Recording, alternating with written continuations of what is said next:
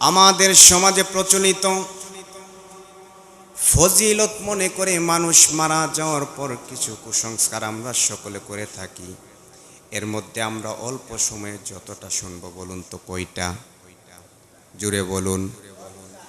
এই 10টি কুসংস্কার একের পর এক আমাদের সমাজে আজকে আমরা কেউ পালন করতেছি। মানুষ মারা যাওয়ার পর কিছু কুসংস্কার আমরা পালন করি, এইভাবে বলি এগুলো করলে ভালো, এরকম আমরা বলি না। যেটা ইসলামে নাই, করলে যদি ভালো বলতে হয় তাহলে কোরআন হাদিসের দলিল লাগবে কিনা বলেন? এজন্য 1 নাম্বার কুসংস্কার, মানুষ মারা যাওয়ার পর সর্বপ্রথম যে কুসংস্কার আমরা করে থাকি, আমরা বলি কোনো মানুষ যদি মারা যায়, ওই মৃত ব্যক্তির কাপড় যদি অন্য কোনো মানুষ পরে তার হায়াত কমে যায়। এগুলো আছে না নাই? আসেনি?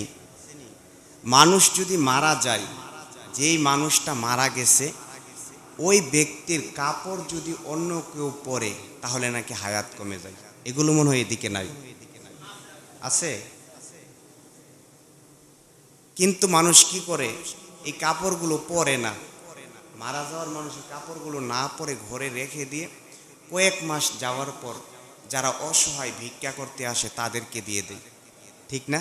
তাহলে আপনি কত বড় নিমক হারাম, নিজের হায়াত না কমায় ভিখারির হায়াত কমাইতেছেন। এজন্য মৃত ব্যক্তি মারা গেলে ওই মানুষের কাপড় পরলে হায়াত কমে যাবে, এইরকম কোনো কথা ইসলামে নাই। জুড়ে বলেন, এরকম কোনো কথা ইসলামে। এজন্য কেউ যদি মারা যায় তার কাপড় নিঃসন্দেহে আপনি পরতে পারেন। এগুলো আগের যুগের বিভিন্ন মানুষ চালু করছে, যে মানুষ মারা গেলে চাইও মৃত ব্যক্তির কাপড় কিন্তু পরলে তোমার হায়াত কমে যাবে। জুড়ে বলুন তো, হায়াত দেওয়ার মালিককে? মৃত্যু দেওয়ার মালিককে? তাহলে 1 নাম্বার যে প্রচলিত কুসংস্কার, মানুষ মারা যাওয়ার পর মৃত ব্যক্তির কাপড় পরলে হায়াত কমে যায়, এটা কি বানোয়াট কথা নাকি সহি কথা? বানোয়াট কথা। কেউ যদি এটা বলে, বলবেন এটা বানোয়াট কথা। যদি বলে না এটা আমার দাদু বলেছে, তাহলে বলবে তুমি আমাকে দলিল দাও। ঠিক আছে না কথা? 2 নাম্বারে আমাদের সমাজে প্রচলিত কবর খনন করার জন্য প্রয়োজনীয় যে জিনিসপত্র আমরা কোদাল অথবা দা আমরা যেগুলো কবরের মধ্যে নেই, এই জিনিসগুলো ঘরের মধ্যে নাকি ঢুকানো যাবে না, এটা কবরেই রাখতে হবে, না হয় অন্য কোথাও রেখে দিতে হবে। আছে না নাই? কবর খনন করার জন্য মনে করেন আপনি একটা দা নিলেন, একটা কোদাল নিলেন, এগুলো লাগে না কাজে? সমাজে প্রচলিত মানুষ বলে যে এগুলো ঘরের ভিতরে ঢুকানো যাবে না, ঘরের ভিতরে ঢুকালে অমঙ্গল হবে। এটা কি ভালো কথা নাকি বানোয়াট কথা? জুড়ে বলেন, বানোয়াট। এগুলো ছাড়তে হবে, এগুলো আমাদের সমাজ থেকে বন্ধ করতে হবে। আপনি একটা দা কিনলেন 500 টাকা অথবা 1000 টাকা দিয়া, প্রয়োজনে আপনি কবরস্থানের বাঁশ কাটার জন্য আপনি নিলেন, এখন এই দা ঘরে আনা যাবে না, এইরকম যদি কোনো কথা থাকতো উলামায়ে কেরাম বলতো, ঠিক না? এগুলোকে আলেম উলামা বলে নাকি গ্রামের মুরব্বী মহিলা পুরুষ এরা বলে? আগের কোনো চাচা বলছে, দাদা বলছে এগুলো চলবে না। তাহলে 2 নাম্বার, কবর থেকে কোনো জিনিস ঘরে আনলে অমঙ্গল হবে, এটা ঘরে ঢুকানো যাবে না। এটা কি সত্য কথা নাকি বানোয়াট কথা? জুড়ে বলেন, বানোয়াট কথা। এবার আসেন 3 নাম্বার। 3 নাম্বারে আমাদের সমাজে প্রচলিত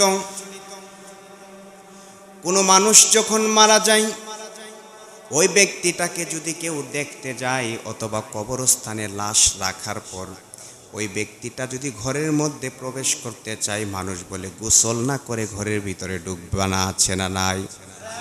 আসেনি? এই ঘরে ঢুকিস না কেন? তুই না এখন লাশ রেখে আসছিস কবরে। আমিও অবাক, আমি কবরের মধ্যে লাশ রাখছি, আমাকে বলতেছে তুমি কবরের লাশ রেখে আসছো, গোসল করে ঘুমাইও। আমার একজন কাছের মানুষ, কেন?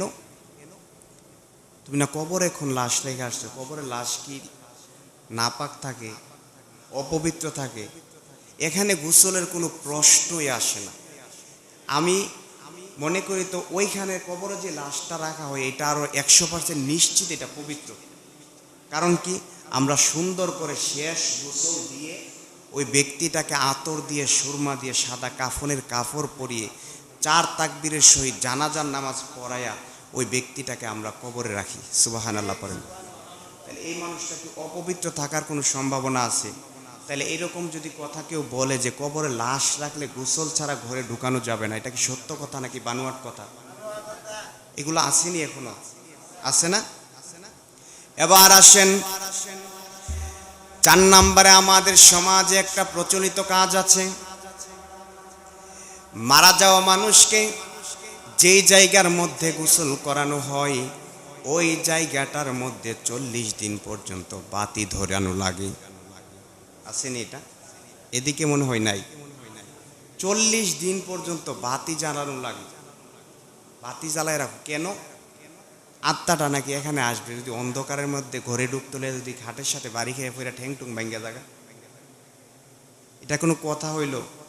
এই জন্য 40 দিন পর্যন্ত বাতি, এইগুলা ইসলামের সাথে কোনো সম্পর্ক? এটা কি ভালো কথা নাকি বানোয়াট কথা? এগুলো ছাড়তে হবে, এগুলো ছাড়তে হবে। ভুলে মানুষ থাকতেই পারে, মানুষ ভুলের মধ্যে থাকতেই পারে, কিন্তু জানার পর আর কি পালন করা যাবে? কোথায় কথা বলি? বা জানার পর কি আর পালন করা যাবে? পালন করা যাবে না। এবার আসুন 5 নাম্বার। 5 নাম্বারে আমাদের সমাজে প্রচলিত আছে, যেই ঘরটার মধ্যে মানুষটা মারা যায় ওই ঘরের কাপড় থেকে ধরে বিছানার যত আসবাবপত্র আছে সকল কিছু এক এক করে ধুয়ে ফেলতে হবে। আছে না নাই? এগুলো হয় এদিকে। একেবারে ঘরের যা আছে চাদর থেকে ধরে বালিশ, তুষক কিন্তু দই না, তুষক দইনি। তাহলে আপনারা না বলেন, অনেকে বলে যে সব কিছু ধুইতে হবে, তাহলে তুষক দন নাকি? এটা শুকাবে না, এই কারণে। এর মানে বোঝা গেল এটা কি ভালো কাজ নাকি ফাঁকিবাজি? যদি আবার মানতেন আপনি, তুষক যদি ধুইতো, আমরা নিচে যেটাকে রাখি এইটা যদি ধোয়া হইতো তাহলে ঠিক আছিল। এখন সব ধুইলেন, আপনি কাপড় ধুইলেন, ঘর লেপলেন, এত কিছু করলেন, তুষকটা কেন ধুইলেন না? আছে না এরকম? তাহলে এটা কি ভালো কাজ নাকি বানোয়াট? জুড়ে বলুন। 6 নাম্বারে আমাদের সমাজে প্রচলিত আছে, যেই মানুষটাকে মারা যাওয়ার পর যেই জায়গাটার মধ্যে গোসল করানো হয় ওই জায়গাটার মধ্যে 40 দিন পর্যন্ত কাটা দেওয়া লাগবে। আছে না নাই? এদিকে আছে এটা? আমি তাহলে শুনছি না বা দেখছি না, আমি জানি। কেন এটা কেন করবে? 40 দিন পর্যন্ত যদি কাটা দেওয়া লাগতো তাহলে আপনাদের হুজুরে ওয়াজ করে বলেই তো 40 দিন কিন্তু খবরদার কাটা আপনাকে দিতেই হবে, এটা ফজিলতের কাজ। আজকে পর্যন্ত এত যে মাহফিল শুনেন, মাহফিল করেন, কোন হুজুর বলছেন 40 দিন পর্যন্ত কাটা দেওয়া লাগবে? এটা বলে একদল মহিলা মুফতি আছে অথবা পুরুষ মুফতিও আছে আগের যুগের। এগুলো কোনো করা যাবে না। 7 নাম্বারে আমাদের সমাজে প্রচলিত, যেই ঘরের মানুষ মারা যায় ওই ঘরের মধ্যে প্রয়োজনীয় কোনো জিনিস, মনে করেন একটা গ্লাস অথবা জগ, প্রয়োজনীয় কাজে লাগলো, কিন্তু ওই ঘর থেকে 5 দিন পর্যন্ত এগুলো বের করা যায় না। আছে না নাই? কে শিখাইল এগুলো? 5 দিন পর্যন্ত ঘর থেকে কোনো কিছু বের করা যায় না। এদিকে কি এটা আছে? আমি তো দেখতেছি অনেক কিছু এখানে মিলে যাচ্ছে।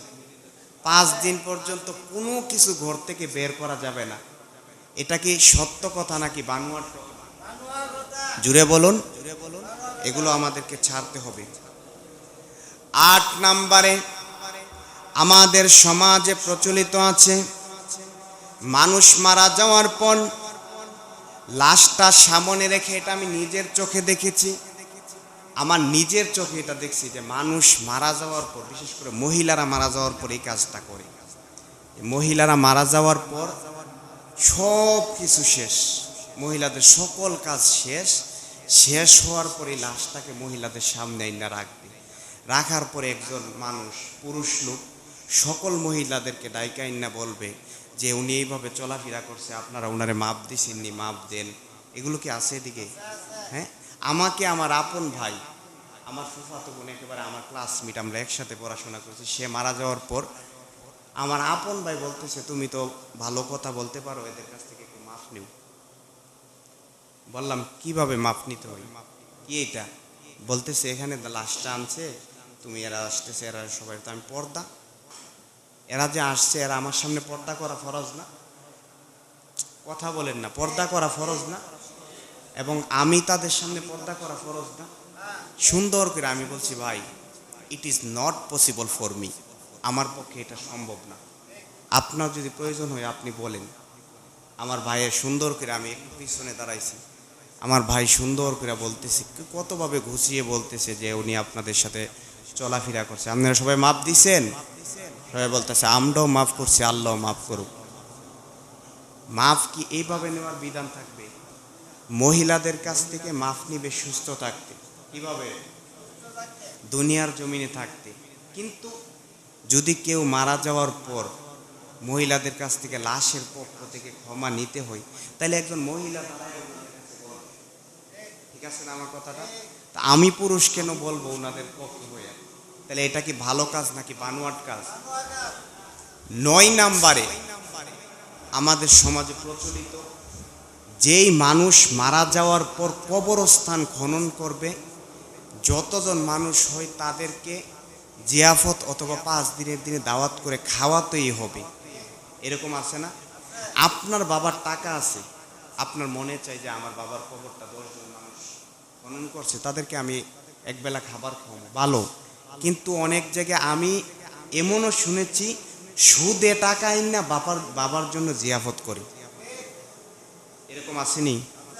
যদি 5 দিনের দিনে আপনার বাবাকে আপনি দাওয়াত না দেন, মসজিদের হুজুরকেও, যাররা পরিমাণ কোনো সমস্যা হবে না। কিন্তু আপনাকে কে বলছে যে এই, আমি নিজের চোখে এটাও দেখেছি যে কবরস্থান খনন করার জন্য 77 জন মানুষ হয়েছে, না জানি 87 জন, 77 অথবা 87 জন মানুষ হয়েছে। শেষ পর্যন্ত বাধ্য, কারণ সমাজের মানুষ তো বলে, তাই কত বড় কি কৃপণ দেখছো, মানুষ কবরস্থান খনন করছে, তাদেরকে পর্যন্ত দাওয়াত করে নাই, এরকম বলে না মানুষ? শেষ পর্যন্ত ঋণ করে এই প্রত্যেকটা মানুষকে দাওয়াত করে খাওয়ানো লাগছে। এখন আপনি বলবেন হুজুর আমি তো আমার নিজের থেকে করি, টাকা আছে, আমার আব্বার মাগফিরাত কেমন করেন, টাকা থাকলে করেন। কিন্তু আপনি যদি এটা মনে করেন করতেই হবে, করতে হবে, আমাদের সমাজে প্রচলিত এটা, মানুষ আলোচনা সমালোচনাও করে যে দেখছো তার বাপটা মারা গেল তো একটা হানার আয়োজন পর্যন্ত করলো না, এরকম বলে কিনা বলেন? বলে কিনা বলেন? মাগফিরাত কামনা মানে কি? আমাদের সমাজে প্রচলিত মাগফিরাত কামনা মানেই হলো জিয়াফত করতে হবে, হুজুরকে দাওয়াত দিয়ে দোয়া করাইতে হবে, মহিলা পুরুষ সবাই একসাথে বৈশাখ খাবার খাবে, 5 বাই 50,000 করে 2.5 লক্ষ টাকা দেবো, 250 জন মানুষ দাওয়াত করে খাওয়াতে হবে, প্রতি ঘর প্রতি একজন করে দাওয়াত দিতে হবে। এটাই শুধু মাগফিরাত কামনা না। এর থেকে উত্তম আমি মনে করি আপনার মা বাবার জন্য যদি আপনার মনে চাই যে মাগফিরাত কামনার জন্য দোয়া করতে, নীরবে নীরবে আপনার বাবা মারা যাওয়ার পর 5 বাই 50,000 টাকা রেডি কইরা এলাকার মধ্যে 10টা ঘর খুঁজেন, কারা একেবারে অসহায়, এই 10টা ঘরের মধ্যে নীরবে কেউ যাতে না জানে নেও, এই 5,000 টাকা দিলাম, এটা দিয়ে তোমরা কোনো কিছু করো। একটু বিবেক দিয়ে চিন্তা করেন তো, যদি একবেলা খাবার, যদি এই গ্রামের সবাইকে আপনি একবেলা করে খাবার না খাওয়ান, খাবারে কেউ মরবে? কিন্তু আপনি খবর নিয়ে দেখেন অনেক অসহায় মানুষ আছে 3 বেলা এখনো খাবার না খেয়ে থাকে, আছে না এরকম? এরপরে মাগফিরাত কামনার জিয়াফতের আয়োজন করি আমরা কিভাবে, মনে করেন ধরেন আপনাদের জগন্নাথপুর একটা জিয়াফতের আয়োজন করবেন একজন, দেখবেন জিয়াফতের আয়োজনের দরকার ছিল মাগফিরাত কামনায়, কিভাবে আমরা করতেছি, কিভাবে করে, কিভাবে এলাকার মধ্যে যারা একটু শক্তিশালী, টাকা পয়সা আছে, যারা একটু সম্পদশালী, সর্দার মাতাব্বর, তাদেরকে দাওয়াত করে। এদিকে জগন্নাথপুর মনে হয় এটা নাই, আছে? কিন্তু মূলত তো আপনার কাজ ছিল যদি আব্বার জন্য মাগফিরাত কামনা করবেন, মায়ের জন্য করবেন, একেবারে গরিব যারা আছে তাদেরকে দাওয়াত করবেন, তাদেরকে দাওয়াত করে এরপরে যদি আপনার সময় থাকে, টাকা থাকে, খাবার আয়োজন বেশি থাকে, তারপর আপনি এলাকার মুরব্বীদেরকে, যারা একটু টাকা পয়সা আছে, সর্দার আছে, তাদেরকে আপনি দাওয়াত করেন। বিয়ের অনুষ্ঠানে আপনি পয়সাওয়ালাদেরকে দাওয়াত করেন, সমস্যা নেই, অন্যান্য অনুষ্ঠানে করেন। কিন্তু যেহেতু আপনার বাবার মাগফিরাত কামনা, আপনার মায়ের মাগফিরাত কামনা, আপনার ছেলের অথবা আপনার স্ত্রীর, এইভাবে করা দরকার ছিল। অথবা আপনি আপনার মা বাবার জন্য জিয়াফত করতেই হবে এমন কোনো কথা না। আপনি এক জায়গায় একটা রাস্তা ভাঙ্গা, এই জায়গাটা দিয়ে মানুষ যেতে আসতে পারতেছে না, এখান থেকে আপনি আপনার বাবার মাগফিরাত কামনায় 10,000 টাকা দিয়ে দিন। বিবেক দিয়ে বলেন তো, খাবার থেকে এটা মনে হয় উত্তম হবে না? এটা উত্তম হবে না? আবার ভাববেন না যে আমি একেবারে আপনারা জিয়াফত কইরেন না, খাবার খাওয়ায়েন না, এটার বিপক্ষে। জিয়াফত করলে তো সবাই আগে আমার লাভ, আমার সবাই আগে দাওয়াত দিবেন ইমাম সাহেবকে, আবার হাদিয়াও দিবেন 200 টাকা। কিন্তু আমি সত্য যেটা এটা বলতেছি, সত্য যেটা এটা বলতেছি। আমার সাথে একজন মানুষ যুক্তি করছে, হুজুর আমি একটা জিয়াফত করতে চাই, দরকার হয় জায়গা বিক্রি করে করব। তো আমি ওনাকে বুদ্ধি দিয়েছিলাম, আপনি এটা না করে এক কাজ করেন, আপনি মসজিদে কোনো জায়গার মধ্যে 20-50 হাজার টাকা দেন, অথবা অসহায় কোনো মানুষদেরকে আপনি একটু সহযোগিতা করেন, অথবা কোনো জায়গায় রাস্তাটা ভাঙ্গা, বিভিন্ন সেক্টরে আপনি সহযোগিতা করেন। করার পরে যদি আপনার টাকা থাকে আপনি জিয়াফত করেন।